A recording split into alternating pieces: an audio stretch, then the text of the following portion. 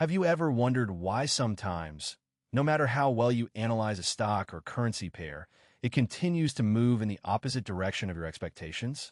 The answer might lie in the power of supply and demand zones, a trading concept that has been gaining popularity in recent years among professional traders and retail traders alike. In this video, we'll dive into the world of supply and demand zones, explore its key parameters, and walk through a specific strategy that you can use to trade this concept. By the end of this video, you'll have a clear understanding of how to identify and trade supply and demand zones, and be equipped with the skills to start implementing this strategy in your own trading.